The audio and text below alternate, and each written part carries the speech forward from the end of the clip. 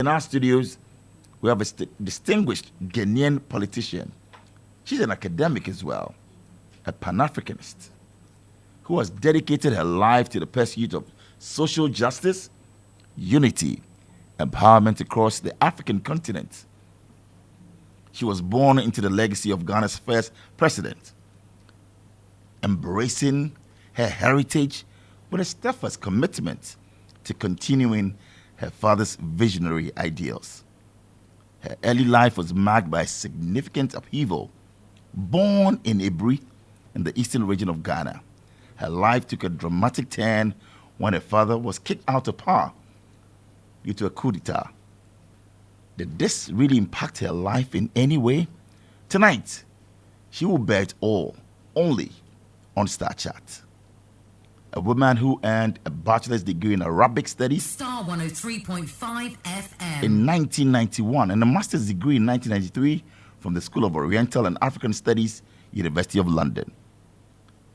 Educated here in Ghana, in Egypt, and the United Kingdom, she combines a rich academic background with a deep understanding of global issues and African social-political dynamics.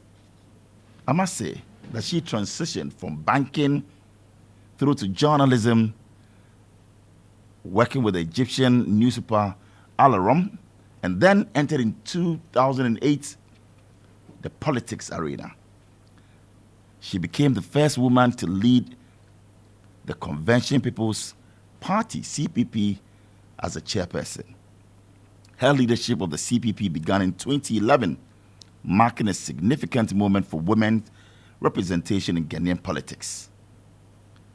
Our guest tonight is fluent in multiple languages.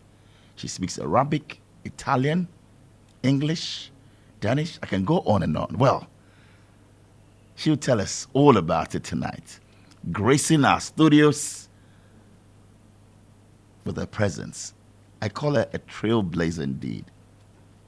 Fiercely committed to Pan-Africanism and the empowerment of women. The daughter of Ghana's first president, Dr. Kwame Nkrumah. A powerful figure indeed in her own right. Good evening and welcome, Madam Samia Yaba Christina Nkrumah. Good evening, Samia. Good evening, Bolarea. Good evening to everyone listening. I'm honored to be speaking to the daughter of the first president of Ghana. How does that make you feel when you go around and you wear that tag proudly? Yeah, I don't know how to describe it, but it's a great privilege for me to be associated with Kwame Nkrumah in any way. I myself, I can't believe it. I can't believe that I'm You his can't daughter. believe it, that you are Kwame Nkrumah's daughter. Yeah, I think he was such a legend, an icon. I mean, a great leader. He's still my leader. So, wow. Yeah, and I think we still have a great deal to learn from him. Indeed. And we'll get into that. So once again, you're most welcome. We'll delve into your life, the legacy, and everything there is. This is Star Chat. My name is Bolare, and it's live on Starr 103.5 FM here in Accra. We're also live in Sekondi Takrade on Empire 102.7 FM. In Kumasi, you're listening to us on Ultimate 106.9 FM. Star Chat is proudly brought to you by MTN everywhere you go. Haptel is everything you.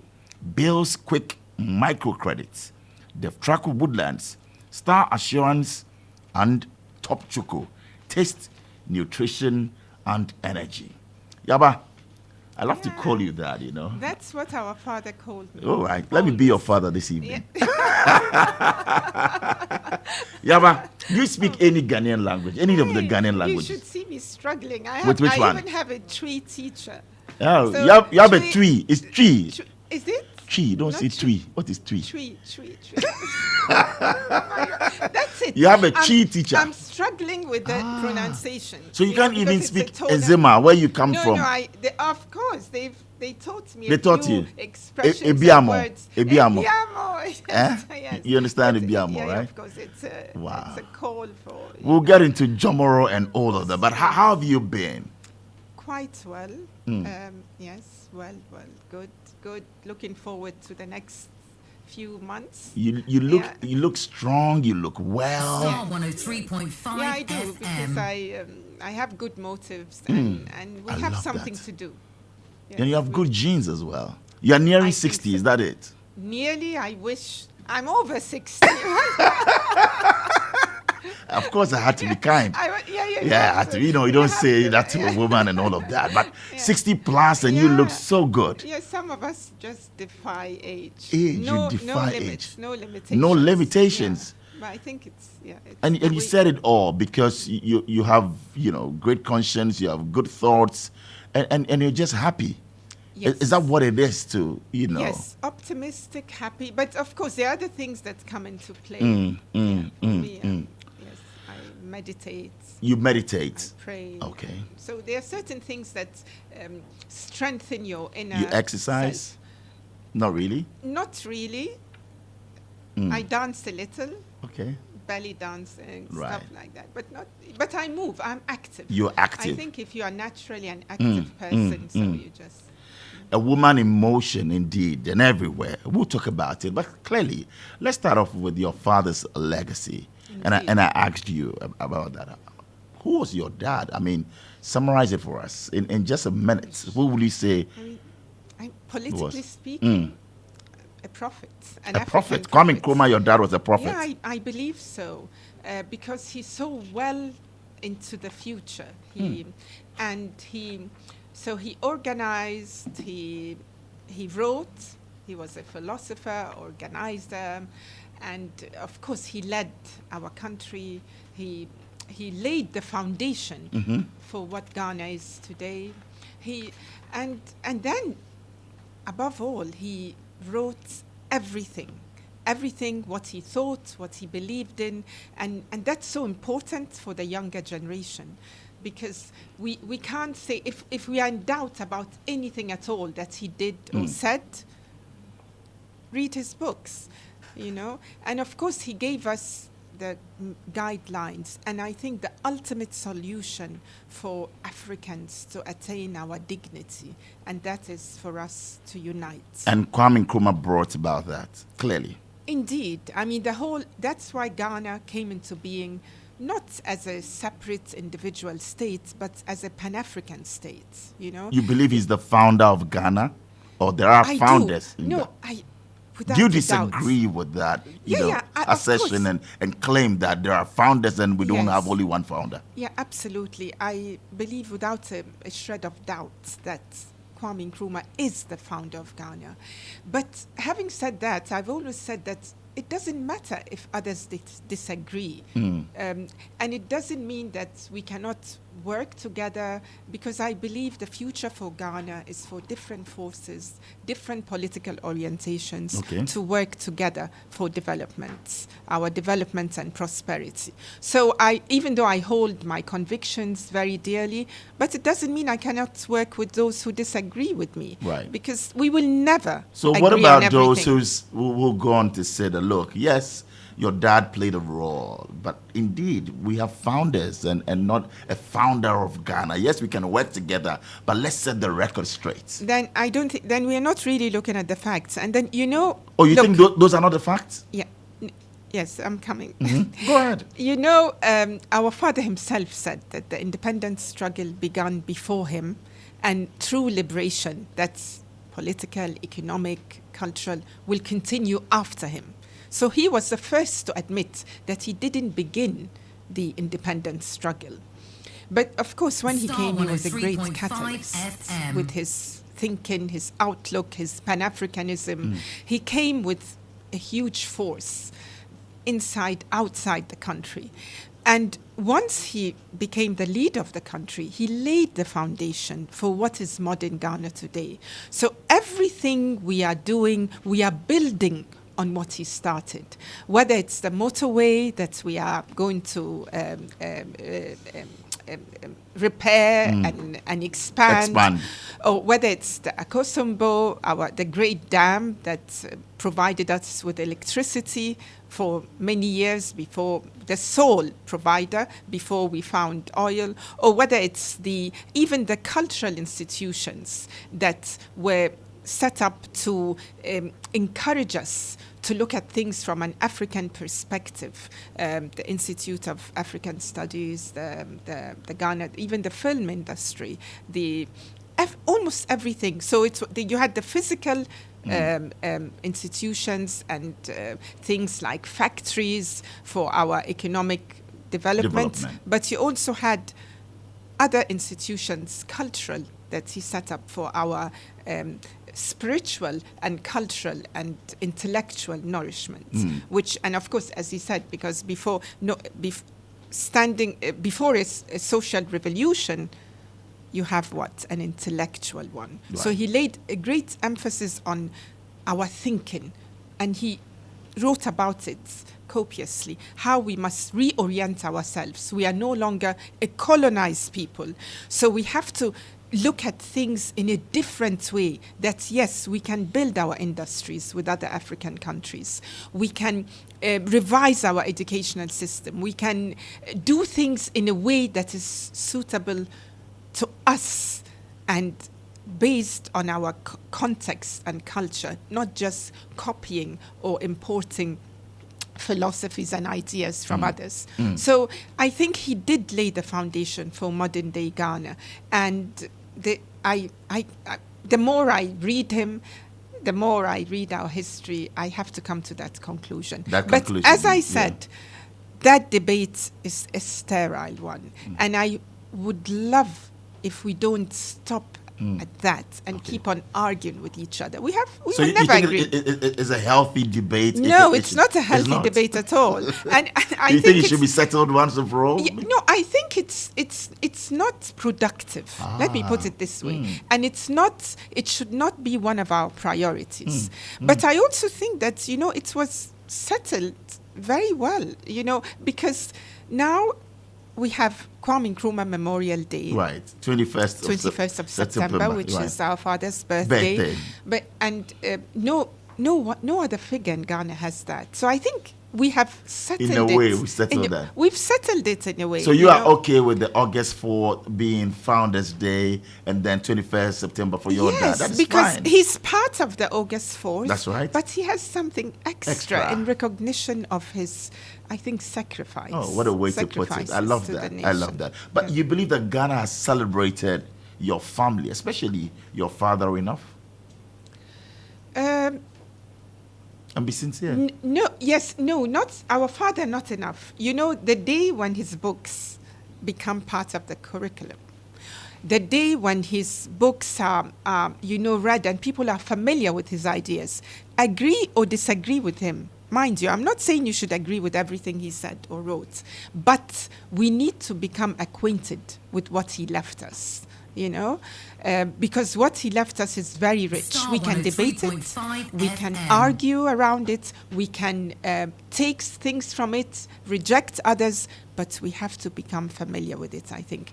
When that happens, I think Ghana indeed would have done him justice. So Ghana needs to celebrate Dr. Kwame Nkrumah the more. We've not. Yes, I believe. Just get more acquainted with his thoughts. But it's also, I think, the responsibility of those of us who are his followers, who claim to be his followers. It is our responsibility. And that's why over the last few years I sat down and I thought, no, I have to write something. I have to tell our father's story. From a daughter's perspective, but of course it goes way beyond his life story.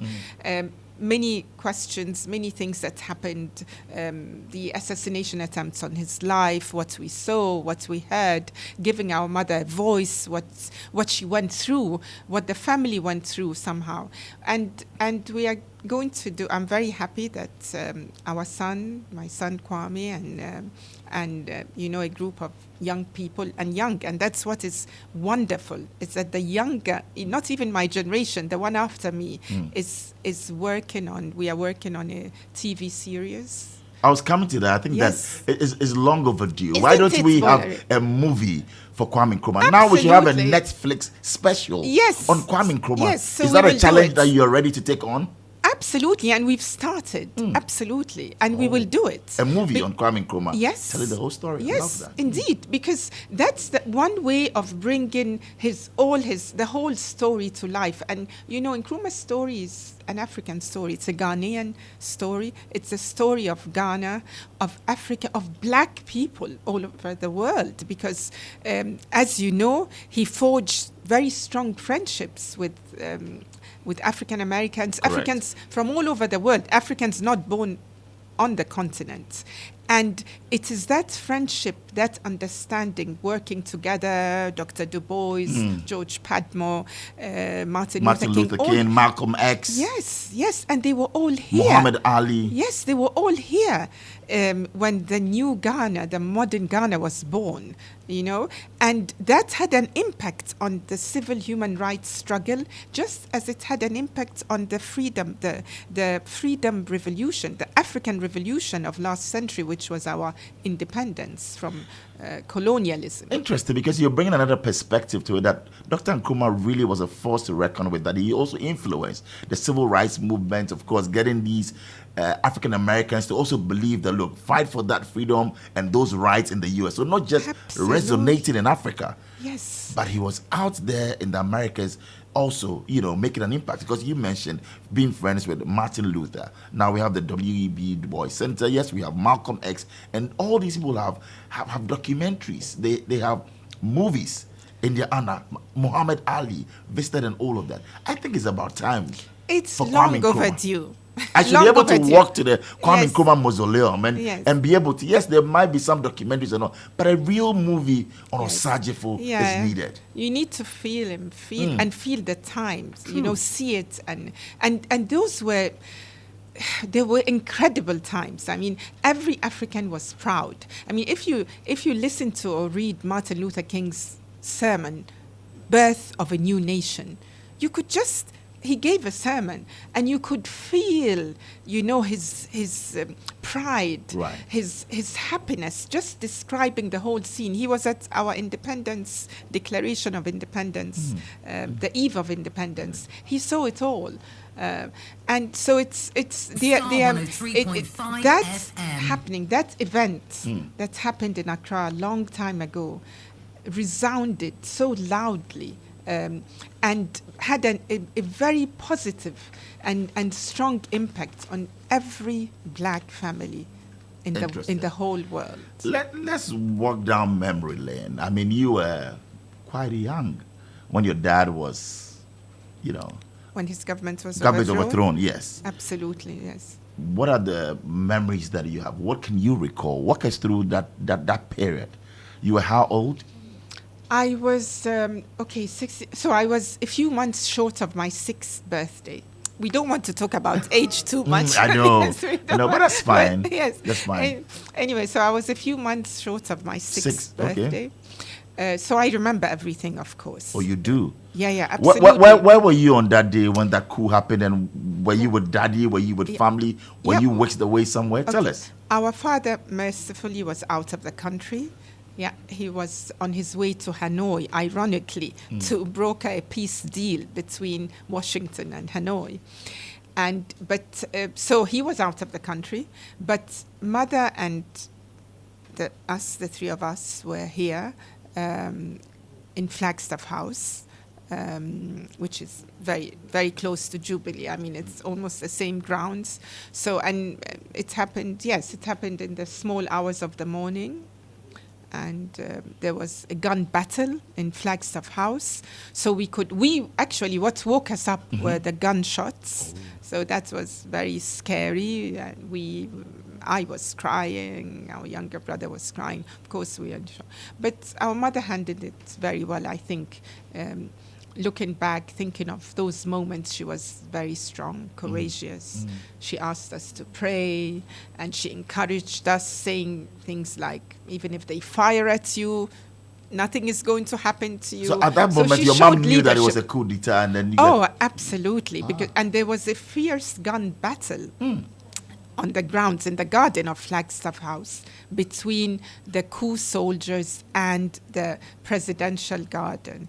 And people lost their lives, people sacrificed. And I understand that our father even wrote about it in Dark Days in Ghana, which he wrote in Conakry, published 2 years after the coup.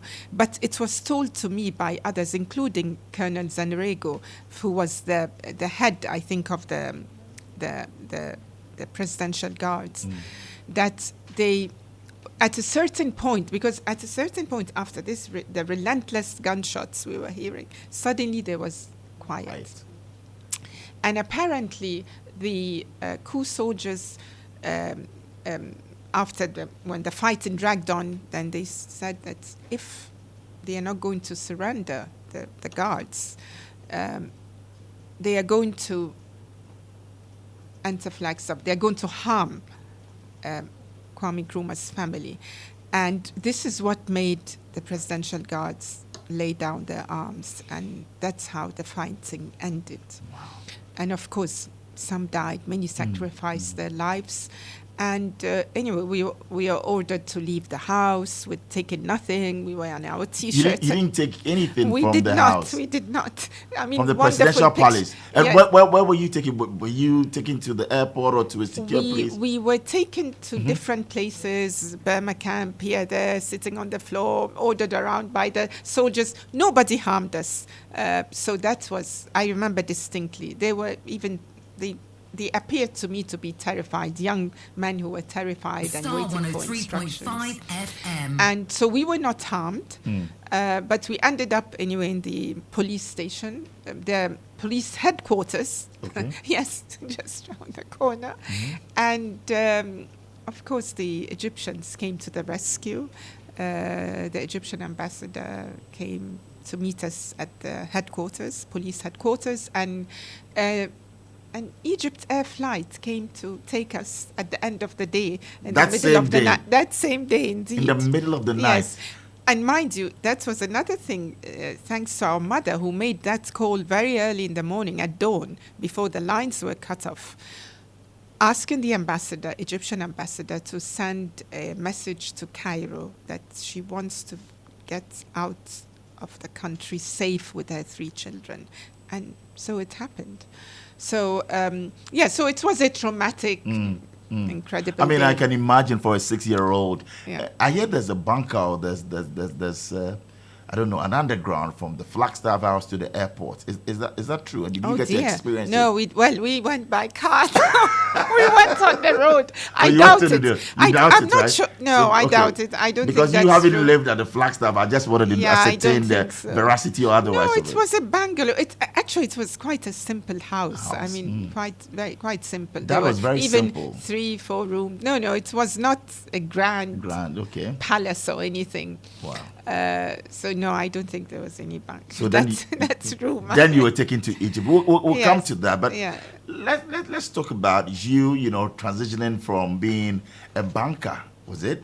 Oh, to- and I did all manner of jobs. I mean, I thought this is a very flowery introduction. I mean, I was in England for like 9 years, Right. and I had to do all manner of jobs. Like? Before I was a clerk. I was a secretary. I took shorthand. Do you remember shorthand? Well, Shorthand. you Yeah. don't. You are still young. No, I do. Yeah. I do. Shorthand and typing, and I did all. I was a sales girl. I did everything. This is the daughter Yes. of the former president of Ghana. Absolutely, but that's how it is. But you know something? Tell us. Those years Equipped you for- yes, and they taught me how to be humble. They made me understand what people go through. That to make ends meet, how sometimes it's difficult. You can't even make ends meet. You can't even wait till the end of the month. You have to sometimes borrow. So you went through people, that? Of course, doing more than 2 jobs, studying and working. So it's really given me a good understanding, and it's enabled me to have a great sympathy for people who have to work hard to earn a living. God bless and your and this has helped me tremendously with the politics, because I have this sympathy and affinity. I wasn't brought up as a privileged child or spoiled. Yes, we didn't have that. And I think, you know something, I think our father would have approved. Aside from the fact that he himself went through all that, you know, he had to do all manner of jobs when he was studying abroad in the US and England. But I think he would also have approved with the education, the orientation that gave us. So we didn't grow up like your typical, you know, president's children. No privileges. No privilege. You didn't have a motorcade to escort you or take you to school. Oh, absolutely not. No, absolutely. No. But when we returned to Ghana, by the way, we were given this Mercedes-Benz. It looked like a limousine, I think. Okay. Yes, a limousine, a black one. And you know something? We hated it because we were too embarrassed. Which year was this? 70. We came end of 75 when we went to Ajumota school. And mom was given a Mercedes. I mean, we were not given to family, own, yes. but to use. And you didn't like that? No, we were embarrassed. We thought it was so embarrassing to be in this huge car. You're very modest. Yeah, it's the upbringing. That upbringing that instilled in us that, you know. I can see that your father's legacy has really influenced your political ideology as well.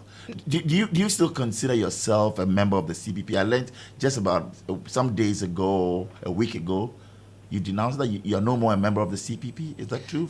I didn't say I'm a member or not, but obviously I left the party. But I'm so if you've left the good party, terms. you're not a member? Yes, I don't attend meetings. Samia, help us. Are you a member of the CPP or not? Let's settle that today. I want to be accurate. So I didn't write a resignation. I didn't say I'm leaving the party. I didn't put it in writing. But you said it. But in effect, I am, because I'm not part of the party. I don't do anything with the party. I don't go to meetings. I'm not standing on a CPP ticket. So yes, in effect, I've left. But it is true that I haven't written anything to say that I've left. But let me tell you that I am on good terms with the party members, and a lot of them we come, we talk, we consult, because I think I've moved beyond the CPP political parties, Oh. beyond that notion of political parties. And I think we must consider, some of us have come to that conclusion, you know, that we are not happy with the extreme partisanship. We don't want to do politics from a purely partisan point of view, but because we need to somehow build consensus. I think we want to prioritize consensus building above everything else. And those who, for one reason or another, can do so without being affiliated with any political party, we are doing it. Then you suggest everyone goes independent then, not really belonging to a political party, whether the MPP, the NDC. Yeah, many cannot do that? it. Many cannot do it, but I think it's not, you can be with a political party if you want to, or if you have good reason to be. Because, as I said, we are never going to think alike on every single point. But what I would like to see is in Ghana that is governed by different minds, different orientations, different forces. Because they are good, in every party has the good, the bad, and the ugly, if you will. That's a fact. So there are better people in every political party. There are even better people on the shelf, not with any political party. But can you just imagine how better things would be if we got those better people to be our decision makers across the board? You believe that this winner takes all philosophy or ideology or the practice is just not right? It's not right in general, but it's even detrimental to our development in Africa with our smaller economies, with the fact that we need to do so much and we need to focus on certain things like building our industries, our infrastructure. So you really need an open mind. You need a completely different way of doing things. Would you welcome maybe a president from Party A and then his vice from Party B, ruling Ghana, governing. You'll be ministers from different parties as well. Why not? The most competent, the most sincere, the most hardworking, the most open-minded. Why not? Starr I think the whole 103.5 country FM. and the people of Ghana would be the beneficiaries of that. So I think this multi-party politics has not delivered, or the way we are practicing it has not really delivered the best, the optimum For Ghana. for Ghana. And we need to understand that, we need to interrogate that, and we need to do something about it. And that is where you are. You are at that crossroads. I'd like to say a big thank you to MTN. Everywhere you go, to Haptel is everything you, bills, credits, financing your needs, and Starr Assurance. Thank you for being our sponsors right here on Starr Chat. Now, Samia, you promised to reorganize the CPP when you became the national chairperson. I remember very well. Yes. What stopped you from achieving this objective? Oh, many things. And I tried. 3. Yes. You want to... Three things. That's 3 probably, things? Yes. Okay. Oh, dear. Let me try. Okay, number 1. I discovered that smaller parties are not financially independent. And that means what? That they rely on the 2 big parties to survive. And that in itself is a recipe for disaster, because it means we are not going to move forward. So the MPP, the NDC were financing the smaller parties then? That's as a chairperson. And be free, tell us as it is. That's what it was. But everybody knows that. But through who? You see, you have to understand how it happens. Because you have the leaders of these smaller parties, and they need to make things happen for the party. Look at how late the smaller parties have their congresses. Can you fathom a guess why? It's lack of funding. And because our society too, whatever I say, I believe, I don't like to blame one particular entity, because it's collectively we are also guilty, because people will not want to support financially a small party or a candidate they think is not going to win. So it's a collective thing, so responsibility. That is one, lack of funding. Yes. 2 will be what? And number 2, it's because the leaders are poached, or their alliances with this or that, or then it's very difficult to find consensus or unity, because there are different agendas, and they're just lumped together in one room trying to figure out what to do, but they are different agendas, So it's impossible to unify forces, or very difficult. That's, I think that, so I think the main you've given us 2, yes. Yes. So these 2. Yes, they might be more, and I'm sure there are more. But I think my experience as the only MP for the party, as the chairperson of the party. So everything I say, I speak from experience. It's not I heard, nobody told me, I lived it. You experienced it. Yes, I lived it. I was on the hot seat, I lived it. And you know that for a fact. Yes, and I know that, but that has made me question the whole thing about multi-party democracy. Right. So why do we need to pretend, Like in Ghana, we are a de facto 2-party system. I know it's not only in Ghana, because you could say the US and some other countries, but there you are. So we don't need to force and pretend that we are a multi-party, because all the smaller parties are totally, they are not making an impact. Then our convictions, it's no longer, we don't need to even be divided into different parties, but because there's very little difference between one and the other. And you can't say there's a left and right, because every party must be concerned with how to provide, with social, what you might call socialist-oriented policies, like free education, or feeding, or with health. Or let's look at health. Every party in a developing country, or a country that is struggling to raise the standard of living and provide the basic needs to our people, you can't say you are left or right. Right. Whether you are Indeed. left, right, or whatever, you have to be concerned with these things, because a big chunk of your population doesn't have enough to live a dignified life. Interesting reasoning and philosophy indeed. So there has to be some social interventions. I mean, if you look at it, and I like, the tangent that you're coming from. Mami Sewa from Gimpa wants to know from you, and she sent in a message. She says that your brother Seku Nkrumah has asserted that you were manipulated to take leadership at CPP. How true is this? Yeah. Mami Sewa wants to know. Were you? No, it's not true at all, and I'm sorry that it had to come from You heard that, right? my brother. Yeah. Yeah, of course, yes, I hear everything, and I'm sorry it has to come from my brother, but because I have a very strong sense of family, I've decided long time ago never to talk back or respond to whatever my younger brother says. Were you hurt?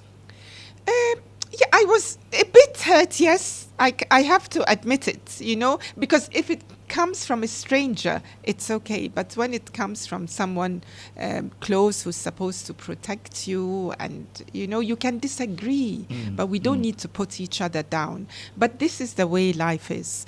And for the sake of the legacy, the great name we carry, I think I have to take it in my stride and move on. What kind of relationship do you have with Seku, your brother, your little brother? Yeah, we argue. Sometimes I fight with him, not in public. I know. Especially when he says anything critical about Nkrumah, and I say, how can you do that? This is your father. But it has to be in private, So, of course, but you know what? As I said, blood family, is blood. Yeah, family and is family is so important. We have to protect the family and the big name. Because we heard him, he says that, well, you didn't make much impact as chairperson of the party because you didn't know the party's history. Yeah, I knew, but we wanted to change that. You see, we wanted to change. We wanted the CPP to be Nkrumah's CPP. We wanted a force, a new force that could, could change things and speak with a different voice and change Ghana. And we had high hopes. I mean, we were enthusiastic. We were willing to do anything, to sacrifice. And that didn't happen. We couldn't do it. Do you feel disappointed? But the forces were too strong. Do you feel disappointed? Yeah, of course. I felt disappointed. I even grieved for that, but in a sense, because it was an idea that we held dear, and we just couldn't do it. But then you sit, you think, because when you fall, you don't just fall and you don't get up. You have to get up, and out of that experience, I started thinking, okay, so what can we do now? I believe that you cannot box Nkrumah into a small organization, because Kwame Nkrumah's ideas now, they are everywhere. And I can tell you, there are people in the NPP, NDC, CPP, PNC, PPP, all parties who are Nkrumahist. It is a fact, particularly the younger generation, which is getting to know more with the passage of time. The more time passes, the more we are curious about Kwame Nkrumah, And I remember he had said something like time and truth are inseparable. And I can see it, because it is true. There's a curiosity about how he did what he did, how he thought about all this. And this is good for us, I believe. So you can't say Nkrumah is just represented by one small organization. Nkrumah is everywhere now. Nkrumah is for all. Yes, absolutely. Are you happy with the current state of the CPP? No, because as an organization, of course, I can't be happy. You are not. There are many factions and battling, and just gone to Congress now, I believe, very recently. So, of course, I'm not. But I think we have to move on. This is why I'm saying, instead of putting too much effort on the CPP. Yes. Yeah. When the Nkrumahs are everywhere, so why are we limiting Nkrumah's influence. Would you suggest they come together and under one big umbrella? I suggest Ghanaians come together under one big umbrella because honestly, Nkrumah is everywhere. Yes, and we are now learning from him. We are now trying to build on what he did and understand him. So let's do it. We're going for a break shortly. When we come back, we'll get to know you more, get into a bit of your father's legacy and all of that. Because I have a message from Feeling Daddy who says that how can Ghana better honor your father's legacy? I want to know that from Samia Nkrumah. That's from Feeling Daddy in Takoradi. But we're going for a short break. Before that, MTN wishes to apologize to its customers for system challenges causing delays in processing requests and complaints at the various touch points. The touch points include its service centers, call centers, and online channels. Services impacted include Momo transactions, SIM registration, SIM change, and other SIM-related issues. We're working to resolve the issue and sincerely apologize for the inconvenience caused. We'll be right back. Starr 103.5 FM, celebrating 10 years of resilience, impact, and excellence in broadcasting.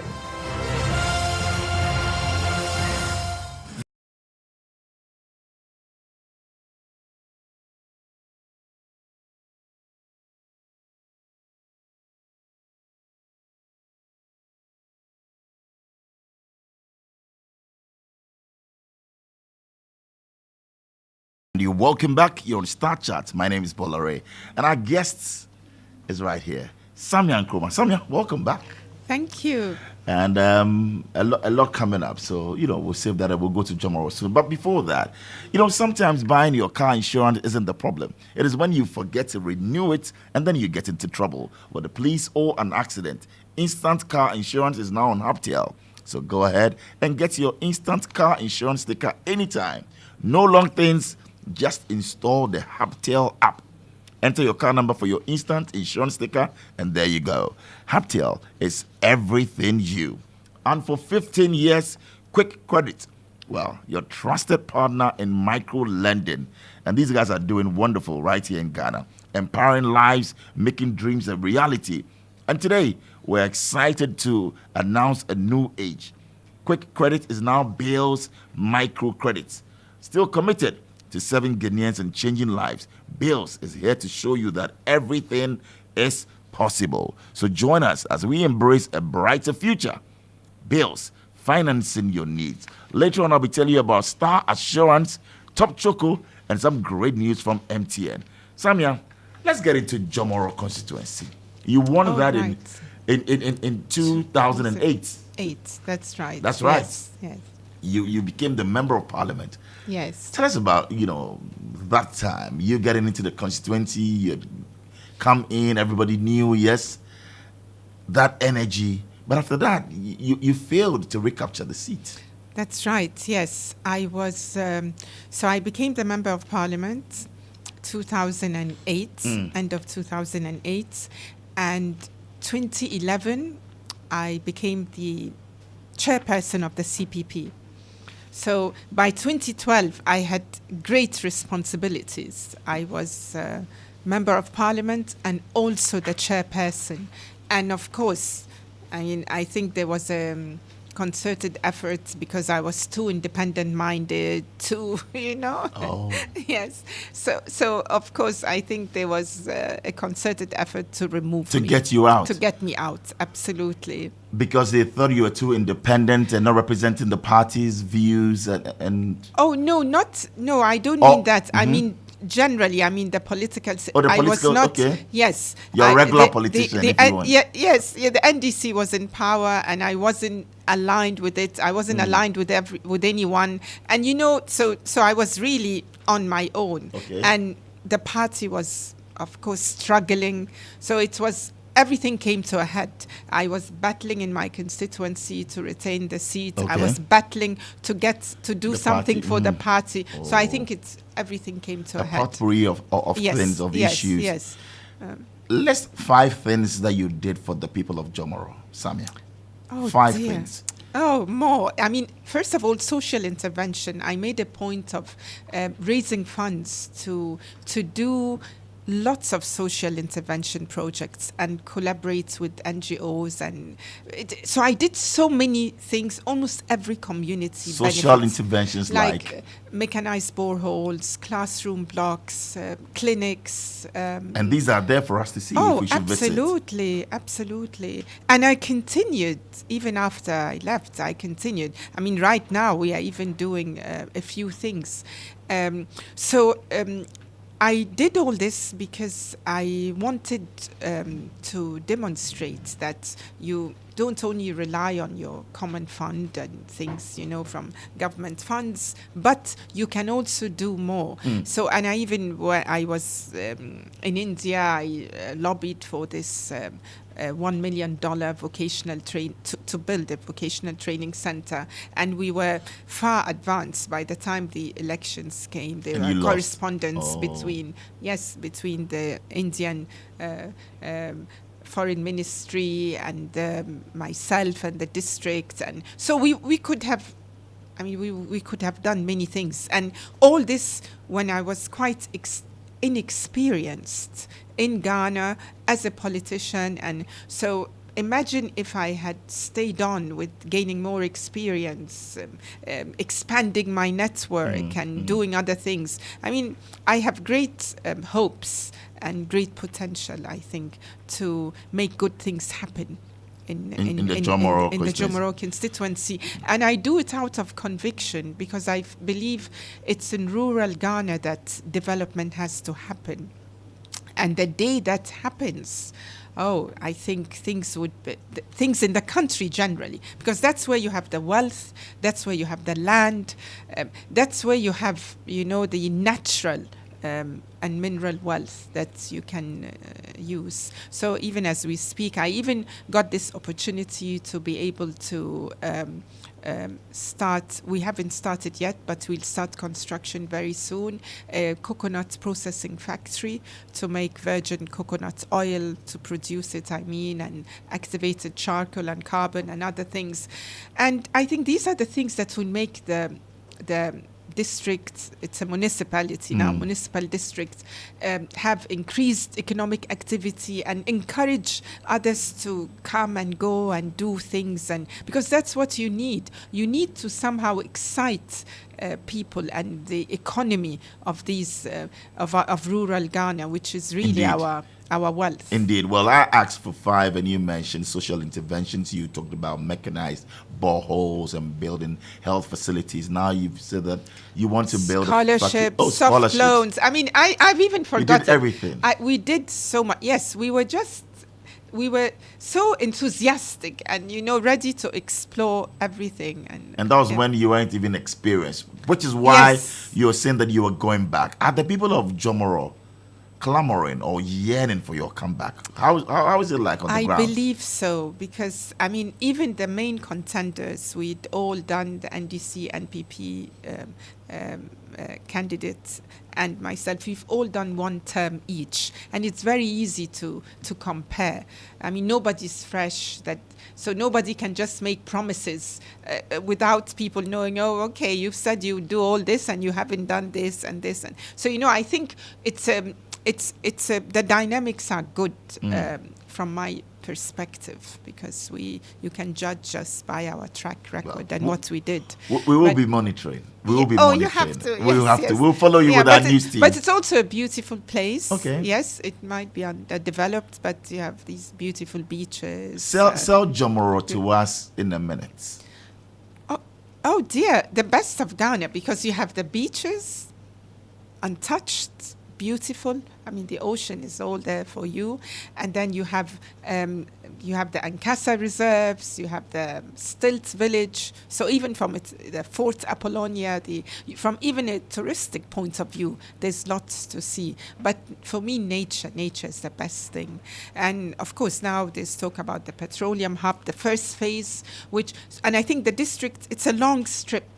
It's big enough to have agriculture and agri-processing, and also a section cordoned off for petrochemical Interesting. industry. So is a hub waiting to be explored and to be tapped into. What do they cultivate there in Jomoro? Because now I Oh, believe that we should also be coconut. charging our MPs to bring the economic benefits of their various constituencies or districts. For us Very to grow. important, yes. So I think the municipality is the highest producer of coconuts in Ghana. Wow. And yes, Coconuts, I believe okay. so. Yes, coconuts everywhere. So we need to cultivate more, because that's a precious fruit tree and fruit and nuts. And yes, so good. I mean, coconut oil is one of the best for our health, and we must all be using it for cooking instead of the other oils. Okay. those oils which are not natural. But anyway, but there's also cocoa. It's a cocoa growing district. I mean, there are all the cocoa. That's why there are many farmers from all over the country who come and settle there to grow cocoa. There's rubber in abundance, of course. Wow. There's Interesting. with So a minerals. lot of, Very coupled use with- fertile. I mean, it's wet. It rains heavily there, so it's very fertile. And then, of course, you have the minerals, the limestone, and you have many things. It's just so rich and beautiful, and potentially it could be a wonderful tourist and I spot. believe that, and we wish you the very best. If you should get a nod, if you should get in there, I want to see MPs come up with brochures selling their constituencies or their regions and all of that. I know the Ministry of Tourism is doing that, Yes. but MPs should take it upon themselves that they're also the number one ambassadors, or even appoint people who hail from those constituencies or regions to Absolutely. become ambassadors to sell, because now we know that there's rubber, there's coconut, there's cocoa in your district. How Yes, best can we and market much it and get people to bring investment cassava, and yes, We need to do a lot much more more. as a people. I We need agree to. with you 100%. I agree. Now, with now, let's get to this. You know, many speculated that you were going to be named the running mate for Nana Kwame Bediako. Okay. Yes, Cheddar or Freedom Jacob Caesar.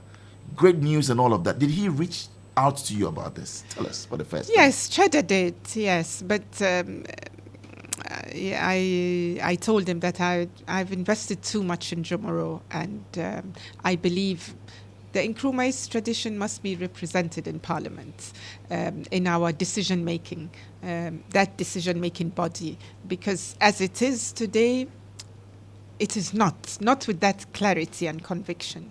So yes, that I've invested too much in that, and I think I want to see that happen. But in you my believe in lifetime. his ideology. Nana Kwame Bediako is a man on the move. You believe that he has that and what it takes to get in there. It's just that you want to stay on the side. I or what? believe many Ghanaians have what it takes, inside and outside politics. You know, as I'm saying, I mean, now we know what our priorities are. I think most of us do. So I believe many Ghanaians have the right mindset and know what needs to be done. But but politics anyway, it's a different thing, because the vying for political power, I think you have to do it with a strategic aim. You know, how would you rate this government on a scale of 1 to 10? I don't see things in that way, that perspective. I don't think any government can perform to our satisfaction. No government. Without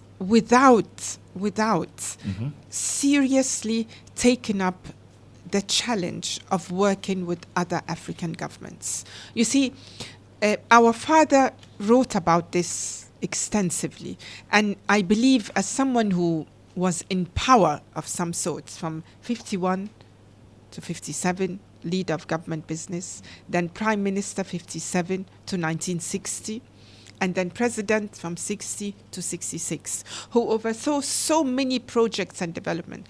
That is what he said, that for our economic survival, we need to integrate with other economies, because there's so many things we could do easier and cheaper including even borrowing. If we collaborate. Absolutely. So I think the solution to our economic woes and challenges as individual African countries is to take this very seriously, this question of economic integration. But the trouble is, we can never be economically integrated if the politicians don't buy into it, meaning without a common political basis of sorts. So when people ask me every election, of course the government cannot deliver. Of course there are external factors, there are internal factors, but it happens with every government, with every single government. It's not, with every single government, the expectations are high, and by the end of 4 or 8 years... That doesn't stop you from rating the government, and the question was... No, I can't rate. I can't rate the government because I don't think... On a scale of 1 to 10, you can... But I can say outright that no government has delivered satisfactory to the people of Ghana. So the NPP government has not delivered satisfactory? The NPP government has not delivered satisfactory. The NDC government has not delivered satisfactory. Since we returned to multi-party democracy, no. We are floundering. CPP under your father, they didn't... I think the CPP under Kwame Nkrumah started something good. Yes, because it set... the blueprint and laid the foundation for many of the things that Ghanaians have enjoyed today, free compulsory education and other things. But obviously the challenges of today are a bit different. Some remain the same and some are different. But our governments with our small economies, our economies that import too much, we are importing much more, and so our import bill is much higher than our export bill. So how on earth are we going to deliver to our people? But with that being said, then Samia, you're telling us that we should resign to our fate and no government can actually do it for us. But there are many ways out. Okay. There are things that could make our life better. One of them is consensus building, because then we will prioritize what is most important to us, irrespective of, with party politics, you are sometimes constrained to put your party colleagues, or I don't know what to call your party people, in certain positions. But maybe there's someone better from another party or not from any party. Okay. So that is why we began our conversation, and we were saying that, party politics partisanship is not working. So consensus building, I believe if we prioritize in Ghana consensus building over partisanship, we are going to get better results. Interesting. And the second very important thing is what we touched upon, that we need to go beyond these colonial borders, if I might call them like this, because that's what they are. We were divided deliberately into small unviable economies. So if we don't free ourselves from that mindset, we are always going to be struggling. You see? And we need not struggle as Africans if we reverse that colonial imprint that was imposed on us. That's why now we have the African Continental Free Trade. Thank you. You think it's working? No, as it should? No, in principle it's glorious. Okay. But it has to be accompanied by certain things like where's our value addition and our industries? Because if we don't have that, I don't know, we are going to be, anyone can come and be a monopoly in our midst, and then we'll say, because big multinationals, they operate on a Pan-African scale. They don't come to one country. They come to regions continentally even, they operate. So we need to think continentally. We free ourselves. That's what our father said. We are no longer a colonial people. So why are we stopping at the colonial borders and frontiers? We need a different mind. That's right. We need to look for solutions for our economic challenges that go beyond Ghana, beyond NPP, NDC, CPP, way beyond that. That will be the real revolution. Interesting. So aside your father, which president is your best in terms of policies and infrastructure? Dear, You're on Star Chat, yes. How are you, Samia? I'm very well. Yes, so aside your father. But sometimes, when you're in love, you don't see any other woman. When you love a woman, you don't see another man. You don't see anyone else. So this is a. I know you love your father, but certainly when you're in love with your partner, I'm giving it as an you can admire, but not go for. You understand? You appreciate. Yeah. So who do you appreciate? No, I think if we come together, we would come out with an excellent solution. But because for what we have now, what has come through all these years, apart from your father, there are very good things. For example, yes, under this NPP government, I'm all for free secondary. Free SHS. Yes. You give President Nanado, thumbs up for that. Absolutely. Great. And even though people say, oh, this is not working, but I've talked to people and many say, oh, without it, we would not have been able to send out. Even if it's hard to get food is expensive. But the main thing is your child. You rate or score President Akufo-Addo 10 over 10 for that. Yeah, indeed. And that's what I'm saying. What stands to me is not this president or that president, but the policies. The policies. Certain policies stand out and are very good. Okay, so that's for the MPP. The NDC will be what for you? So under President Mahama will be what? Because you said... this is because it's more recent. Now I can't think of what the NDC did in the last 8 years. Because 8 years have passed. Oh, so you forget... If you remind me... President Akufo-Addo's own as well in the next 8 years if he should be asked because it's passed? I think policies. Yes. I don't think individuals. I think policies. So if you remind me of a policy that the NDC had come up with in the 8 years. If I do that, then I'm suggesting to you and then you say, I will evaluate it. I will evaluate it. I want you to independently... No, I think, but I think it's important. This is part of the discussion. Okay. We need to think of So what about with the NDC running of the economy during their time? You were in Ghana, you were an MP. No, but and that's then running the economy, nobody's going to run it right in the way we are doing it. So the NDC will tell you about the healthcare delivery. And it will tell you, Bridge Hospital is there within the UGMC. So healthcare. Yeah, so they built some good things. So but every government built.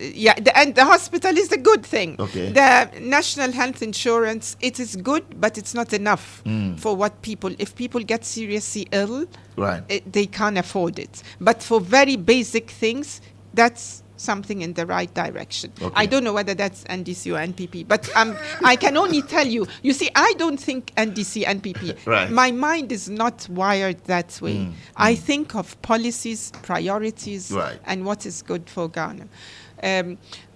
Now, of course, one thing that we have not been able to do successfully is truly to manufacture, to increase our manufacturing capacity, which this must be a priority for us in the years to come, because it's part of the reason why we are importing too much. You see, so it's something that must be addressed with a sense of urgency. It is not easy because I can see even from my little experience, it's hard to go into manufacturing. And you require also not just the accumulation of some capital to do it. Yeah, so you can't. Yes, we talk private sector, but the private sector needs support, needs guidance. So isn't that the reason why former President Mahama said, well, we need a 24-hour economy for manufacturing and all of that to also, get us into that place? Flag bearer and Vice President Dr. Baumia said, yes, digitalization is working for us, so we should go for it. So one is talking about 24-hour economy. One is talking these are about brilliant ideas, but brilliant ideas. Can we have them? Can we sit and put our heads together? Oh. Can we sit and do... If they should come to you, and somebody just sent in a message like that, Mansa says, if President Mahama should come to you with your idea of multi-party, and Dr. Baumia should come to you and say, well, the two of us, we've come together. At least one will agree to be the vice and one the president. Is this something that you go for? Absolutely. Absolutely. And I really think it's a way forward for Africa. It is the way forward. We have to seriously think about it in the years to come. I mean, look at what happened in Kenya recently. After the strikes and the protests, and uprising, yes. the president turned to the main opposition. So we need to understand this. In times of crisis, different forces come together. We are in times of crisis of sorts, not maybe war or destruction, but the level of hardship. You believe that Ghana is in crisis? Yes, and we've been for a long time, for people who don't have, for people who struggle to make ends meet, who struggle to educate their children, who struggle to find a suitable roof on their heads. Yes, they're in crisis. And you know, a civilized society, a truly traditional African society must rise. All of us must rise together. You see, it is a bit, we can't be civilized, we can't be dignified if we have poverty in our midst. I don't think that doesn't somehow align with even traditional African beliefs. Well, we and have 15 systems. minutes after gone past 8, and it's an interesting discussion with many messages coming in. You can also send in your messages right here on Starr FM. But let me tell you about Top Choco, after which we'll get personal with you and get to, meet you, know your personal life. But great news from Top Choco. There's nothing more pleasing than Top Choco chocolate spread on bread. It has the power to awaken your taste buds and make you happy instantly. The Top Choco 3-in-1 instant mixed chocolate drink is suitable for both cold chocolate milkshakes and cup of delicious hot chocolate. So it's simple. Go out there, and we've introduced our Top Choco family and the Top Choco cup, which is great for you. Get your hands on Top Choco today and experience the joy of chocolate spread in a cup. Top Choco is chocolatey, and a Starr Assurance. We believe in driving change, not just vehicles. Do you know that our enhanced Starr Motor third-party extra policy is designed to give you peace of mind while making a meaningful impact in the lives of children in need? So for every Starr Motor third-party extra policy that you buy, you contribute 5 cedis to Hope for Little Lives. It's a dedicated NGO working tirelessly to improve the lives of underprivileged children. Call us now on 0302-245908 or toll-free number 0800-177-177 to learn more and sign up. MTN at 15. MTN is 15 years. That's MTN Momo at 15. Well, 15 years since Momo was launched in Ghana, and that's why Momo at 15 Rewards is here. Amazing cash prizes to say thank you to all of you, our loyal customers from MTN Momo. Send money to an MTN Momo user or make payment to an MTN Momo merchant at no cost. There is 450,000 Ghana cedis up for grabs for 165 lucky winners. So you too can be one of them. Just Momo it everywhere you go. Offer is running till November. Well, welcome back, Samia. And we are getting to meet you. We've talked about growing up and all of that. Are you married? Yes, I can see that you have a ring on your finger, right? You've been married for how many years? Oh dear. Let me try and remember. Almost almost getting to 30. 30 Yeah, you know, some of years. us, we don't. Yes, we don't pause over these things. Yo, you don't. You love him. Where is he now? Is he here in Ghana? Or? He is in Ghana now. Oh, he's in Ghana now. Wow. How did you meet him? He's not. How did I meet him? We met in Egypt. Oh. Yeah, we met in Egypt. You met in Egypt, and balancing it, a mother, a politician, and all of that. How do you do it? For many young ladies who look up to you, and I've met women say, well, because of what I'm pursuing, my professional career, and maybe get into politics, They're right. I don't want to get married. Some also say, well, I know women, strong women, like your good self, who've done it so beautifully. I want to do that. No, yes, we should try and do everything. Everything at the same. Right. But, yes, I mean, this is life. You get married, you have children. I think we can do it all. But in all fairness, it is not easy for women to combine everything. It is of not. course. It's not been easy for you at all. No, I had an easier time because I had the understanding of my husband. Okay. So even when we returned,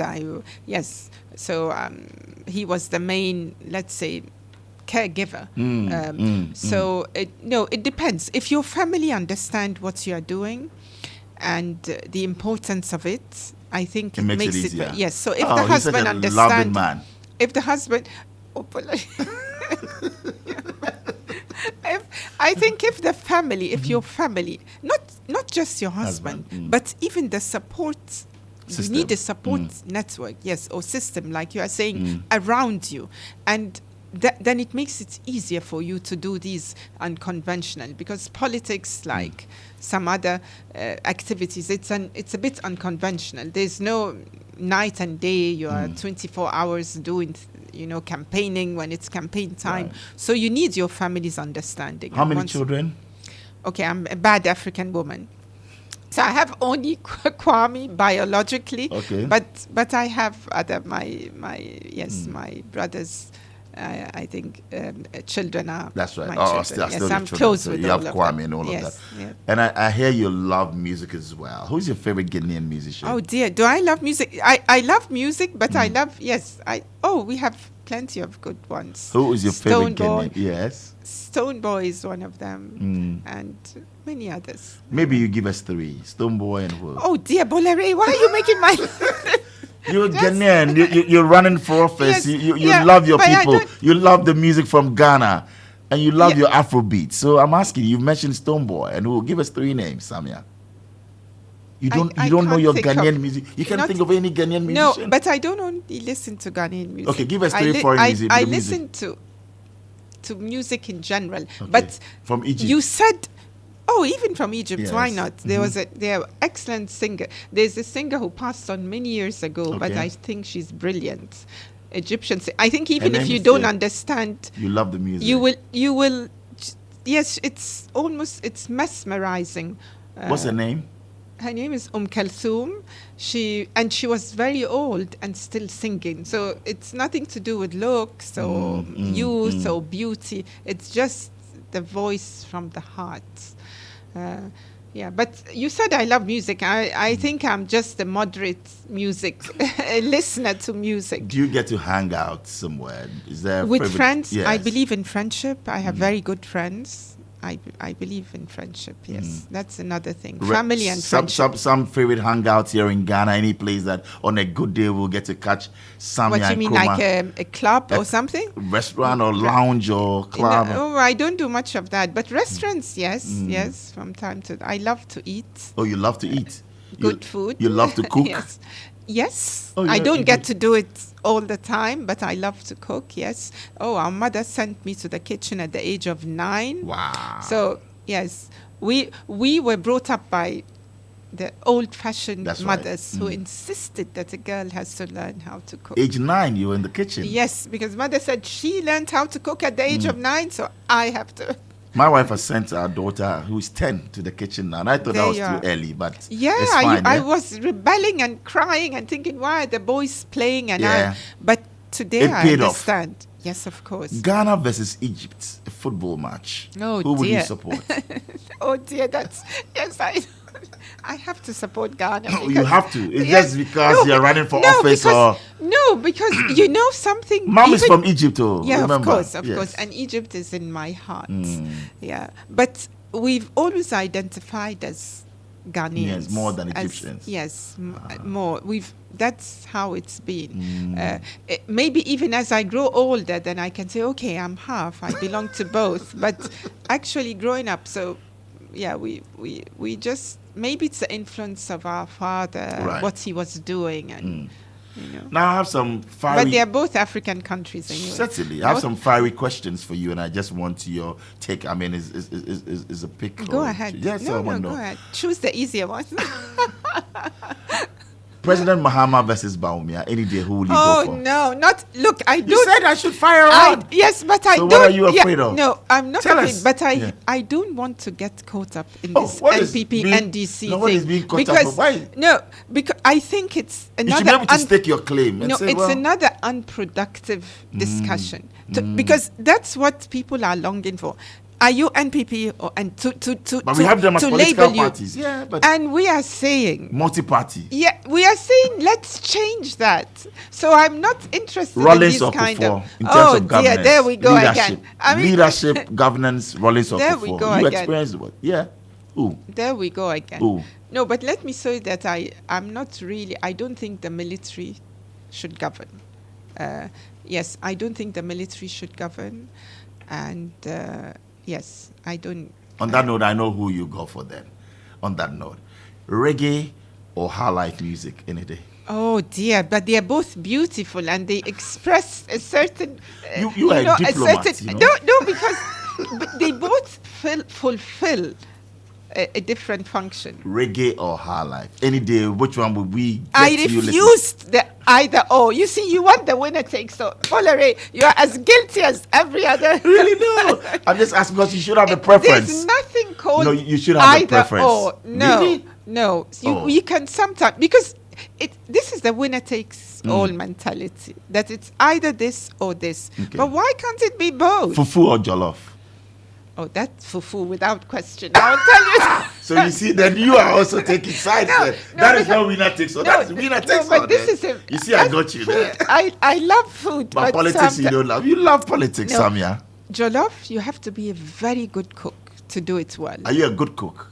Can yeah, you prepare it well? no, Not jollof. not jollof. So I've tasted very few excellent jollofs. I must admit. So that's one. Not many dish. people get to do it well. No, at all. But for food, it's easier to do it. Nigeria jollof, Ghana jollof. Oh dear, I don't even know the difference. They are all good. I can't. Oh, Nigeria jollof is the same as Ghana jollof. I mean, like I say, it depends on the cook. Jollof. As we wrap it. I all don't want here. to anger our Nigerian, our big You're brothers playing it and safe. sisters. I understand. It's not time for a mystery question, and there you go. So Oh, dear. kindly pick, and then read it out for us. Oh, where are We my have two. glasses? Yes. No, what is your biggest fear? Can you? Yes. Can you? Okay. Get, yes. The question is, Yes, please. what is your biggest fear in life? Mm-hmm. That's a deep question. Very deep. Let me think a minute. Oh dear, because I'm not a fearful person, but so I have to think about that one. Yes, our father used to say the secret of life is to have no fear. So, what is my biggest fear? Okay, but very honestly, doing the wrong thing. Doing the wrong thing. Yeah, Is I your don't- biggest fear in life. Yes. I don't like to be bad or do the wrong thing. Yes. Oh. Yes. I love that. So the next one, yes, you have two of them. So the next one will be Who are your top 3 best performing ministers and why? Oh Yes. no, So no, now- because you see, you are asking I'm the wrong person. Why? Because I don't even think of the people who are doing. No, but at least you know the ministry. So if you don't know the name, that is fair. But if you scan around your top 3 performing ministries, then I think that is fair. But currently, now you have to think of. I think. First of all, ministries. Let's see Right. what ministries, and we have so many. Yeah. Let's so which see. one? Should I help mention them or? But if I do that, Yes. Well, well, you mentioned For- free SHS, so that would fall Yes. under education. Would you Yes, say that the Ministry of definitely. Education has performed creditably? no, that particular policy. Yes, I think it's very good. I'm a big which fan ministries of that. then? Yes. Yeah, that's education, but Education, there are other aspects of the ministry Okay. which I cannot So judge. which other which I ministry as cannot well? judge. How have we done with our foreign affairs? Foreign affairs, perhaps. tell But us. yeah, I think So foreign foreign affairs is a affairs. very important. Yeah, and I think Ghana's. What about health? What about defense? What about agric? A Greek?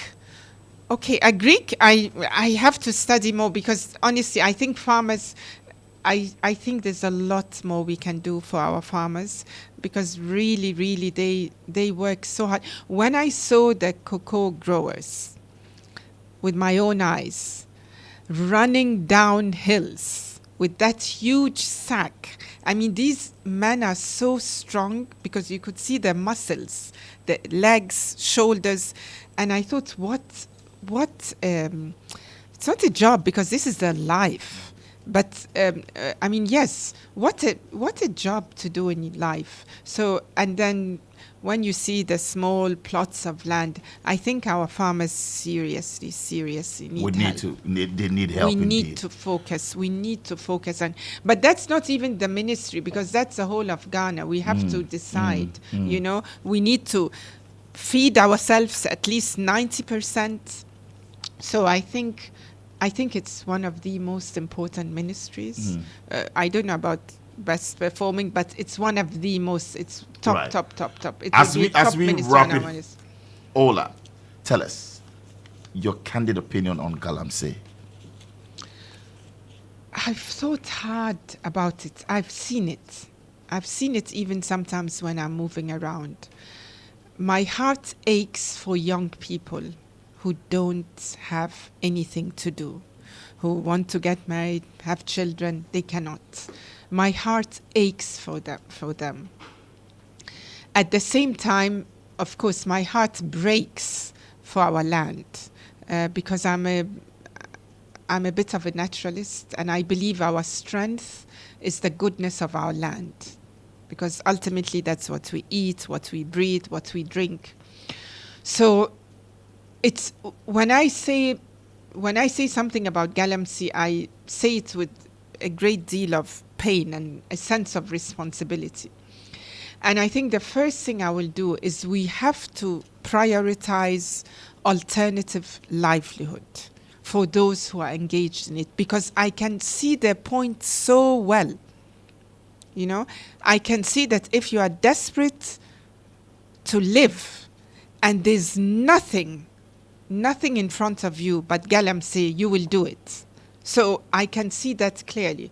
So I would start by us somehow trying to create alternative livelihood for all those involved in Galamsey. Because, of course, it's not a good thing for our land, for our water bodies, for even our spirits, because our land is the most precious thing we have. In fact, the people who pass on, we bury them on our land. So if we don't respect our land, then we are doomed. So that's it. But rather than just be very harsh on those who practice it, I will begin by making sure that we can offer alternative livelihood, but with seriously, not just as a slogan, or Right. we are not saying it lightly. These young people, We need to take action. yes, these young people are forced to do something terrible to their land. Because they have no Yes, alternative. yes, they are forced to do a very bad thing to their land. So Interesting. As we go, we'll play your favorite song, or maybe a song from your favorite artist. You mentioned Stone Boy. Thank you very much for coming, Samia. Have a wonderful evening. Enjoy the rest of it. Thank you. Thank you for having me. Such a pleasure.